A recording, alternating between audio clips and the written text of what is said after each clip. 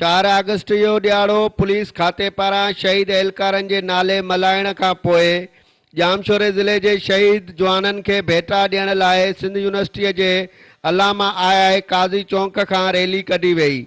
रैलीअ में एसएसपी जामशोरो इरफान बहादुर, सिंध यूनिवर्सिटीअ जे wise chancellor doctor फतेह Mohammad Burfat, Mehran university जे wise chancellor ऐं एएसपी सेवण जे अॻुवाणीअ में रैली कढी वई।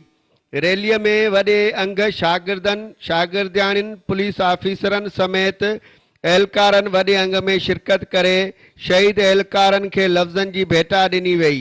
पंहिंजे शहीदनि खे यादि रखणु घुरिजे। असां फ़ैसिलो कयो आहे त इन्हनि शहीदनि जे नाले ते हिते इंशाल्लाह असां वण पोखींदासीं।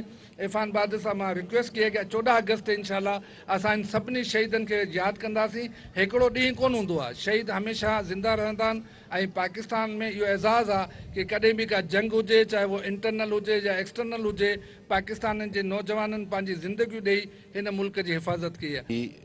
हमारी कुर्बानियाँ हैं, हमारी सिंध पुलिस की, फ़ौज की, रेंजर्स की, ये जितने भी हमारी कुर्बानियाँ हैं, हमारे जवानों की, हमारे अफसरान की कुर्बानियाँ हैं, उन तमाम को तमाम शोबा ज़िंदगी में उनको याद रखना बहुत ज़रूरी है। शोहदा की याद में मनाया जा रहा है जिन्होंने अपना आज हमारे कल के लिए कुर्बान किया है, और हम सिंध पुलिस के शोहदा को भूले नहीं हैं। अलामा आई काज़ी चौक खां निकितल शहीद एहलकारनि जी यादि में रैली जॾहिं 0 पॉइंट पहुती त उते शहीद जवाननि खे क़ौमी गीतनि ज़रिए भरपूर भेटा ॾिनी वई। सम्झां थी अहिड़े क़िस्म जूं सरगर्मियूं तमामु ज़रूरी आहिनि।